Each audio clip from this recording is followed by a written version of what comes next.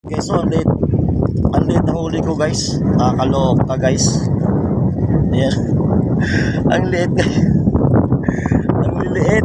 Grabe. Ang liliit ang huli ko.